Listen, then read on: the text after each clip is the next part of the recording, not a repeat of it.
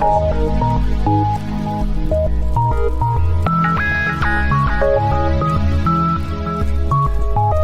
la création des entreprises qui existent. Le monde évolue et se développe et l'enjeu ici réside dans cette capacité à pouvoir anticiper les tendances de l'avenir.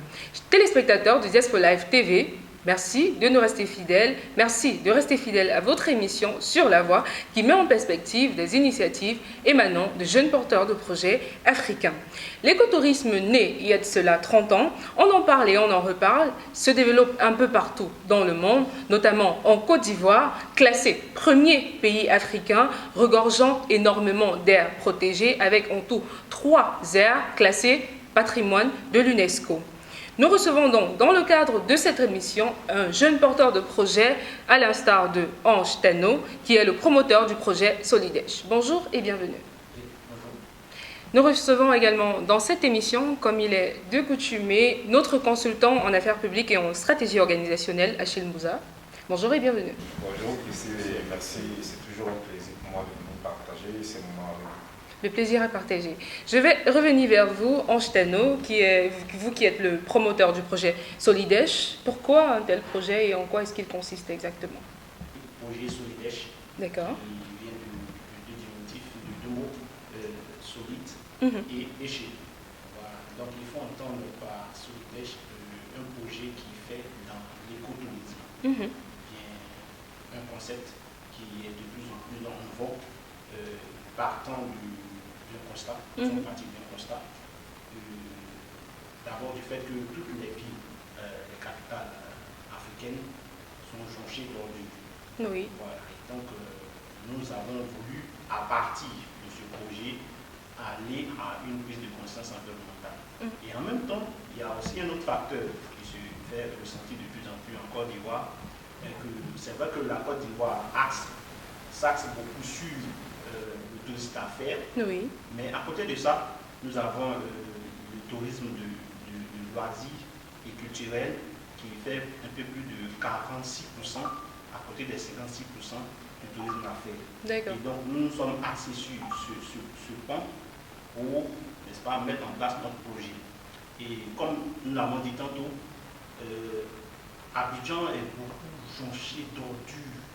Et là, vraiment, il y a eu tant de projets qui ont été mis en place et qui sont voués à l'échec. Nous avons vu que, en réalité, tout dépend de la conscience. D'accord. De la conscience. Voilà. Donc, il fallait il faut créer un cadre qui, à la fois,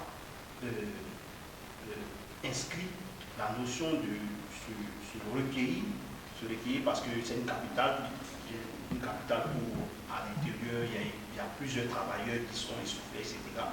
Donc pendant les week-ends, ils ont besoin de sortir se ressourcer. D'accord. Donc il faut aller dans un endroit naturel, se recueillir et à la fois dans tous les services que nous avons présentés, nous avons le volet recyclage. D'accord. Qui amènera plus ou moins à prendre conscience. D'accord, je vais vous parler de recueillement. Je tiens à préciser qu'il s'agit de l'écotourisme, donc écologie d'une part et tourisme d'autre part, ce qui implique qu'il y aurait une différence entre le tourisme de masse que nous connaissons tous et l'écotourisme. Est-ce que vous pouvez du moins nous faire ressortir cette distinction-là? Merci bien. Mais il faut dire que, comme vous le prononcez tant bien, l'écotourisme, il y a deux mots. L'écologie, la notion d'écologie et du tourisme qui allie ces deux concepts. Et donc, c'est un tourisme, une forme de tourisme qui prend en compte toute la notion de l'environnement, la protection de l'environnement. Naturellement. Donc, il y a l'aspect naturel qu'il faut prendre en compte, l'aspect dégradation de l'environnement qu'il faut préserver. Et donc, toutes ces notions sont incluses dans la réalisation de ce tourisme. Et donc, quand vous vous lancez dans ce concept, il faut prendre en compte tous ces facteurs. D'accord. Là, on voit qu'il s'agit de la Côte d'Ivoire où c'est paisible. Là, je vais revenir vers vous, Achille Mouza, pour savoir en quoi est-ce que la stabilité politique d'un pays peut influencer le tourisme, que ce soit l'écotourisme, que ce soit le tourisme de manière générale. Alors, merci précisément de l'occasion de m'exprimer là-dessus. Vous savez, le fait pour un touriste de prendre la décision d'aller dans un pays, c'est d'abord, ça relève d'abord d'une relation de confiance qui puisse exister entre ce pays et ce touriste. Personne n'aimerait aller dans un endroit où il pourrait facilement être agressé, où il pourrait facilement être pris entre deux feux. Et du coup, la notion de stabilité est un facteur clé, un facteur primordial, un facteur sine qua non pour le développement du tourisme. Et donc, un pays qui est instable ne peut pas développer le tourisme. Donc, pour développer le tourisme, il faut d'abord avoir un pays stable et un pays sécurisé, un pays en sûreté. D'accord, merci.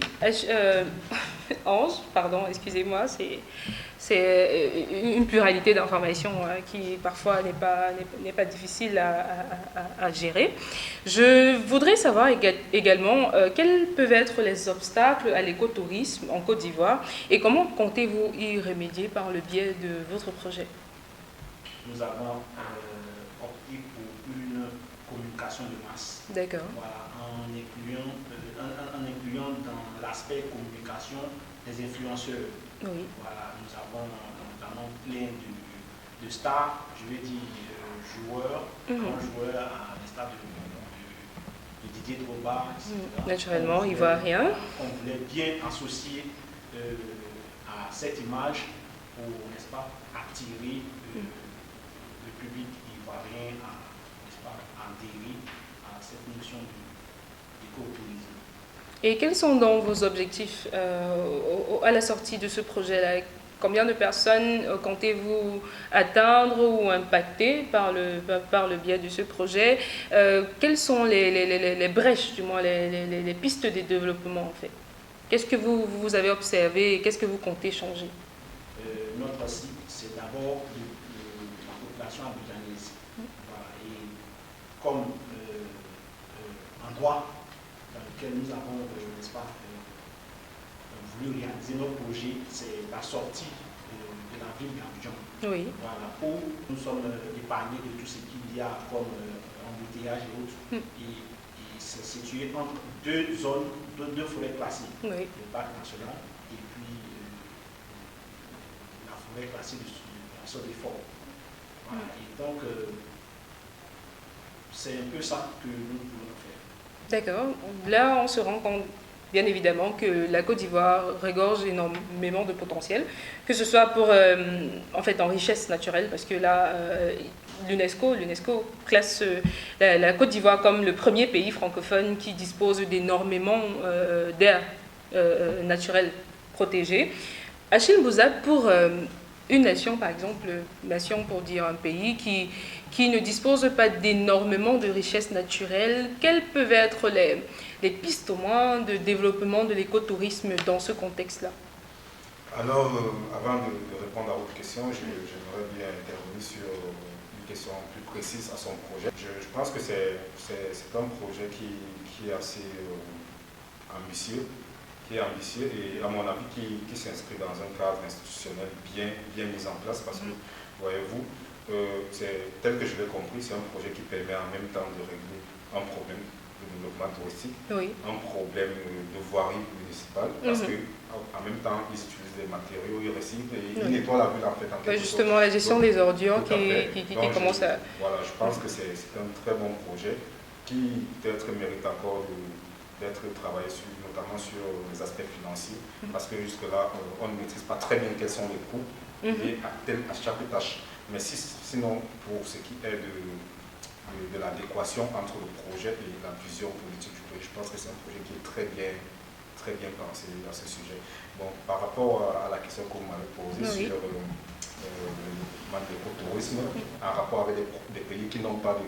suffisamment de... Bon, après, dire qu'un pays n'a pas de richesse naturelle, ce serait trop dire, mais c'est plus dans des contextes où on se rend compte que certains pays, par rapport à d'autres pays, disposent d'énormément de ressources naturelles. Est-ce que cela ne jouerait pas en quelque sorte en leur faveur? Si, tout tout dépend de la perspective d'analyse. Mais vous savez, chaque pays développe sa stratégie en fonction de ses forces et de ses faiblesses. Oui. Voilà, ça c'est ce qui est expliqué dans le modèle SWOT. Du coup, un pays qui n'a pas de ressources naturelles forestières peut très bien développer un tourisme balnéaire, c'est-à-dire qui a peut-être la mer à 360 degrés. Un pays qui n'a pas de mer à 360 degrés peut développer un business model dans les affaires, le tourisme d'affaires. Et donc, je pense que chaque pays doit plutôt faire l'inventaire de ses forces pour savoir quel modèle touristique adopter. C'est faisable, ça se fait. Dubaï a son modèle touristique, la Côte d'Ivoire en a le sien, la France, le Cameroun, etc. D'accord, merci Michel Ange. À quel niveau se trouve votre projet? Est-ce que vous avez déjà pu identifier du moins des potentiels de financement ou des partenaires qui sont prêts à supporter ce projet-là, ou est-ce que vous êtes en phase de recherche de financement? Comme nous avons un volet service recyclage à partir d'objets solides, de déchets, qu'on va recycler pour en faire des objets d'art et des objets artisanaux. Et donc, nous comptons aller vers ces sociétés productrices du déchet à la base. Voilà, par exemple, des entreprises de brasserie, etc. Voilà, nous allons vers elles, de sorte qu'elles puissent, n'est-ce pas, entrer dans notre capital. D'accord. Merci Michel Ange Tano. Je rappelle que vous êtes diplômé des Beaux-Arts, étudiant en management de l'innovation et également enseignant en design textile. Vous êtes promoteur du projet Solidesh. Merci d'avoir répondu présent à notre invitation. D'accord. Merci également Achille Mbosa, vous qui êtes consultant en affaires publiques et en stratégie organisationnelle. Merci d'avoir répondu présent à notre invitation. Merci Priscille, et ce serait toujours avec plaisir que je viendrai partager ces moments avec vous. Je vous en prie. Merci également à vous, chers téléspectateurs, de nous avoir regardés. Rendez-vous très prochainement sur notre chaîne pour une autre édition de votre émission.